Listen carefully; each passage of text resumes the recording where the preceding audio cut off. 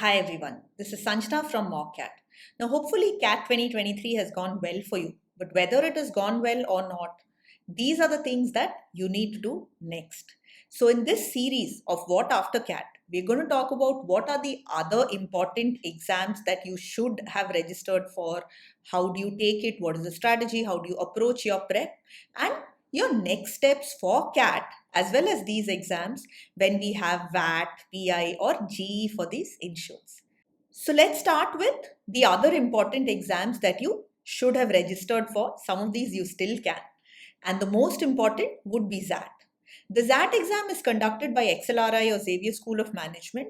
It's an institute which not just me, I think pretty much everybody would rank it in the top 10 in India. The average starting salary is a little more than 32 lakhs. So it's definitely something which is to be ranked quite high, very good brand and so on. But it's not just XLRI. There's a bunch of B schools which will consider your XAT score. You can see some of them out here. A lot of institutes consider the best of your CAT or XAT. So this is definitely something to look at. And XLRI is also a great option if you feel that you are doing well in the exams, but somewhere there's some weakness in your profile. Say your ECADs have been on the lower side, or you're a fresher and you're just a little worried about the composite score that IIMs calculate. So XLRI will only look at your XAT percentile and then of course your interview, right? And there's a lot of B schools which will not even consider the sectional cutoffs when it comes to XAT. The same is true for CAT, of course. So definitely an exam which will work out well for a lot of people. Some of the other exams include SNAP, which is conducted by the Symbiosis Institutes, the main ones being SIBM Pune, SCM HRD Pune, and multiple other Symbiosis Institutes, which will look at your SNAP score. And then you have NMAT. NMAT's conducted by the Narsi Monji Institute, NMIMS in Bombay. There's a few other NMIMS institutes as well. And there are also other institutes such as KJ Somaya, TAPNI, and many more who will look at your NMAT score as well. So that's again another exam that hopefully you've registered for. SNAP and NMAT, the registrations have closed, but we do see sometimes that NMAT does have an extension window which could come up. But the XAT registration is actually something which is still open till the 30th. So if you've not registered yet, that should be the first thing you do after watching this video. Now, few other exams which are there, they will depend on where you stay, your profile, what you're interested in, things like that. So if you're interested in marketing, for example, MyCat for MICA along with CAT or XAT is a really good option. You have your state exams, especially MHCET, which is for Maharashtra. You'll have some more exams like CMAT, and if you have work experience at least a couple of years, then GMAT is another option for ISB, and few other B schools in India also consider GMAT. The number is not very high, but this is definitely an option if you have work experience and especially if you feel that your verbal is your strong suit. So now let's understand more about XAT itself. So it's going to be an online exam. It's going to be held on 7th Jan this time. And you have 3 sections. You have your verbal, but quant and DI are clubbed together. And you have an additional section called decision making. That's new and unique, and we'll talk about it. You also have GK and an essay, but these two are not part of your XAT percentile. So your XAT percentile will be calculated only based on your verbal DM and quant DI. So I don't want anybody stressing, thinking, oh, I don't know much of GK, I don't read the news. Yes, XLRI will get your GK scores, but no other institute will, to the best of my knowledge. Now, in terms of what the exam is like, you will have all multiple choice questions. You will have 5 options here, unlike CAT where you had 4 options. And hence the marking scheme also, instead of being like a +1 minus 0.33 equivalent of CAT, it will be a +1 and minus 0.25 for every incorrect answer. There's another thing unique in the XAT exam where you typically, what they've said is you can leave up to 8 questions unattempted. But from the 9th question onwards, there will be another negative, which is a smaller negative. It's minus 0.1. 1 year, I think it was minus 0.05 also, but typically they've kept it at minus 0.1, right? And probably the logic for this is they're giving us a lot of time. This is an exam where we are going to have 175 minutes for these 76 questions. You can contrast it with, say, SNAP, where you have 60 questions in 1 hour, or CAT, where we have 66 questions in 2 hours. Here we have had 75, 76 questions in almost 3 hours. So if you've prepared well, we do have enough time to solve pretty much all of the questions also. So we can leave up to 8 questions unattempted. So if you're leaving 2, 3 or 4 questions, or even 8 questions unattempted, right, out of those 76 questions, if the format's the same as last year, it'll be fine. But say you've left 10 questions unattempted, then for the 9th and the 10th question, they will deduct 0.1, which means you will get a minus 0.2 for those 2 questions. So just make sure that, in your mocks also you are keeping that in mind, and you're trying to get to a point where you're leaving a max of 8 questions unattempted, because, why lose marks unnecessarily? A couple other things when it comes to XAT, we will have sectional cutoffs, but we won't have sectional timers. And that's something I'll talk about in a little bit now when I speak about the strategy. And depending on, what programs you're going for, which institutes you're going for, XLRI or others, and even, the programs within XLRI, there will be different percentiles that you need to get. But like I said, this is all that XLRI is looking at, your percentile, when it comes to shortlisting you. So if you feel your ACADs are weak or any other issue like that, so please spend these next 6 weeks really prepping for XAT. Give it your best shot. And essentially, you're giving yourself the best shot at getting into one of the top B schools in the country. Now, when it comes to the XAT exam, some of my students sometimes ask me, should I register for XAT? Or sometimes people who've registered for XAT also, in case if, CAT's gone really well, they slow down on the prep, or they feel, should I go for this exam or not? My answer is generally a yes, because there are multiple B schools along with XLRI which consider the XAT exam. So it's a good option. The more interviews we have, the more shortlists we have, the better it is for us. And again, the calmer that we will be during the interviews, right? If you watched the doing well in CAT video that Vignesh had, he had urged to have a plan B so that we are a little more de-stressed in CAT, right? So this is somewhat similar for interviews as well. But there are certain very specific advantages when it comes to the XAT exam. And the first one is you have more time. So if you've taken CAT and you felt that, you were not able to solve as many questions as, you feel that, maybe others solve more than you, or you're just not satisfied with that, you feel your speed's a little bit slower, here you have more time to solve questions. And another thing related to that is there's no sectional timer, and this is something which is very useful. So take in my case, right, verbal is my strength. So what I would do is, rather than, having a CAT scenario where I'm spending 40 minutes in each section, here I can look to spend a little less than, the 1/3 time on the verbal section, and I could spend more time in my other sections, so that I am giving more time to my comparatively weaker sections and I'm maximizing my scores over there, right? So that's a strategy that you definitely can adopt, where you're giving yourself a little less time for your strong section. You'll probably end up finishing it faster anyway, and then you're able to spend more time in the others.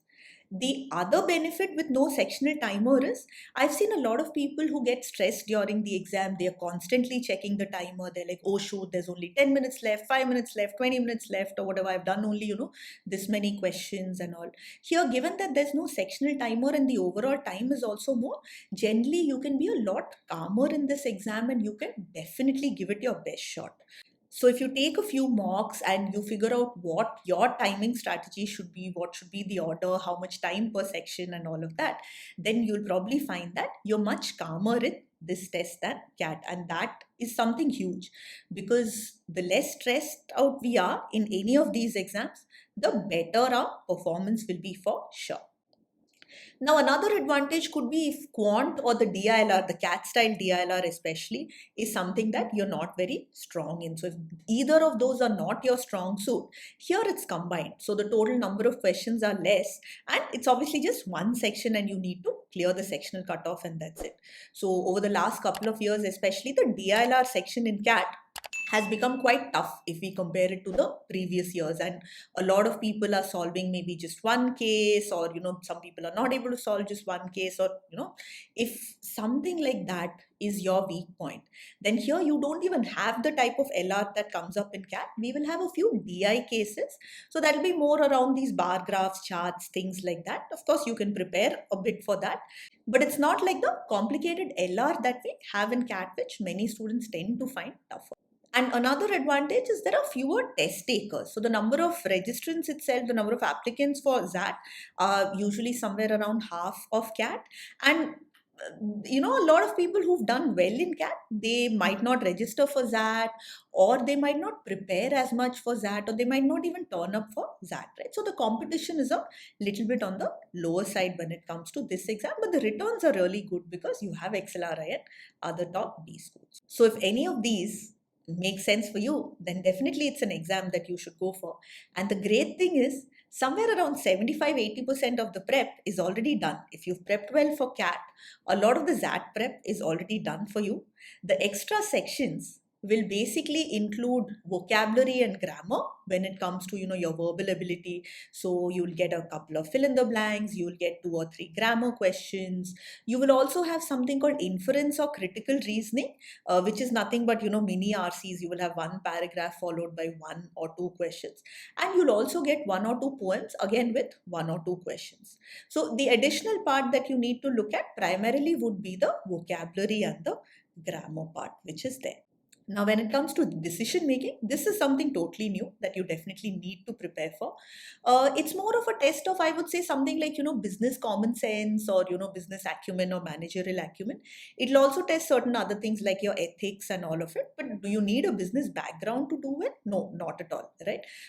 Here you'll have questions which will be more like, say, somebody has a shop or a stall somewhere and they want to expand. So what should they do? Or perhaps, you're a manager and you have 3 employees, one of them is not doing well, or you have a difference of opinion with your boss, they're suggesting one strategy, you want to go with something else. It can also be, concepts like, okay, there's these 3 kingdoms, A is attacking B, so what should B and C do? Things like these. These are things which all of us can answer. And if you don't have content to prep, a good starting point would be just starting with the past papers. You'll have a lot of past papers, as that response sheets have been coming out for long. So you could start with just last year's paper or something and get an idea of the questions, get an idea of how much marks you're taking, analyze your errors, figure out what you need to change and things like that. We'll also be coming up with a dedicated video for decision making where Vignesh will be giving us some helpful tips on how to go about this section. So hopefully that's of help as well. Definitely subscribe to the channel in case if you haven't yet, so that you get to know when that video is out. Now, when it comes to quant, a lot of students, especially this year, felt that there were a lot of algebra questions in CAT, and they weren't able to solve it. So the good news here is there's a little less of algebra. You will have your arithmetic questions, fewer algebra questions. Again, I'm going by the past pattern, so hopefully that's something which is replicated, but a little more focus on geometry and modern math. So you'll also have trigonometry. You'll have more questions on permutations, combinations, things like that, which will come up. And you will also have maybe anywhere 2 to 4 cases on the DI front. Again, like I said, it's more of bar graphs, charts, things like that. And you can also have 1 or 2 data sufficiency questions, right? So in all of these, you can, if your quant DI is your strength, then you obviously look to solve as many of the 28 questions as you can solve here. In case if any of these are your weaker sections, you go for the parts which you're really strong in and the parts which are easy, and solve those. Now, when it comes to prep and test taking strategy, the first thing that you need is to have a clear strategy. Now, by a clear strategy, I mean 2 things. What is your aim? Are you looking to get a really high percentile, get into XLRI, in which case you are looking at your overall marks as well as your sectional cutoffs? Or are you looking at some of the other B schools where they are not looking at your sectional cutoffs and you just need to maximize your overall marks? Why does this matter? If you're considering sectional cutoffs, you will look to boost your scores in all of the 3 sections. But if you want to maximize your overall marks, you are actually spending a little more time in your strong suit. So if quant is your strength, for example, you spend more time there, make sure you solve all the questions there, because you know that those questions, even if they are difficult, you can probably solve them versus verbal or vice versa, right? And take a few mocks. Figure this out. Figure out how many marks you are getting, which sections you're doing well, which sections you're doing badly, and also figure out your estimated time for each section. What I recommend is anywhere from 30 to 45 minutes. Start with DM. Look to finish off DM in that time. You can end up spending too much time in DM if you are like double checking, rethinking, you really stuck on one problem or something like that. So don't do that. Set a hard time somewhere in the 30 to 40 minute range, preferably not more than that, more depending on your reading speed than anything else. Now once that is done, probably you can go for the quant section just as a mental break. You're doing reading, then quant, then reading again, something of that sort. And once you go for the quant section, again spend another 30 to 45 minutes, go through the entire section, all the 28 questions probably that we'll have, solve all the easy and maybe the medium questions, the faster questions, any questions that you feel you can solve but you need to think a little bit, or maybe it's a calculation intensive question, you can mark those for review. Then again 30 to 45 minutes for the verbal section. Look for your strengths. So if your reading speed is good, the RCs, the inference questions is what you go for. If your reading speed's a little bit on the slower side, definitely the VA part of it, the grammar, fill in the blanks, all of those questions. Maybe you look at a few inference questions instead of all of the RCs, things like that. Mocks will help you to figure this bit out. And then once you do that, the remaining time can be spent in any section where you feel that there's potential for more marks. Either you've maybe not done as well as you hoped, so you want to look at all the unattempted questions, or you feel that there's a lot of solvable questions that you weren't able to do in this 30 to 45 minutes. Hopefully you've marked them for review, and then you go back and you attack those questions. So this is the strategy that I usually recommend to our students, and it's worked well. So hope you can try it out. Let us know if it works in the comments below, or if you have any questions on this also, let us know. But take a few mocks, and through those mocks figure out the time that you need to take, and that's something which you go into XAT with that idea. Definitely need to prep for decision making. A lot of students are stressed about it, but we've prepped students in these 6 weeks. We don't touch DM before that, and that's been sufficient. The cutoff is 70, and our students who attend these classes have pretty much been getting 80, 90, 98, 99 percentile as well. We will be putting up, like I said, a video on this, so do subscribe to the channel in case if you haven't, so that you get to know when that video is up, and hopefully that helps. But solving the past papers is a great way to start. And last thing, for this exam, I would recommend a little bit of a faster reading. Generally for CAT, I say do focused read, understand the author's view. But here we'll have shorter RCs, we'll have inference paragraphs, and we're going to have the case for DM as well, right? So there's a fair amount of reading which is there. So if you can look to speed up, not by skimming, but by focused reading, that is something which will help you to maximize the number of questions that you attempt. And that's especially important in this paper, because we should look to probably solve everything, not even leave 8 questions. We'll have ample time for that. So that's about it from me on this video. All the best to you for XAT as well as all of the other exams. I'll be talking about SNAP and NMAT after this. And if there's anything else that you want to know on XAT or any other exam or anything else that you want us to cover, definitely let us know in the comments, and we'll try our best to put up a video. We'll obviously be coming up with more content on CAT. Once the response sheet is out, you can jump onto MockCat and check your percentile with our percentile predictor. We'll be putting up videos on how to prep for the VAT interview and all of that. So definitely subscribe if you haven't, and all the best.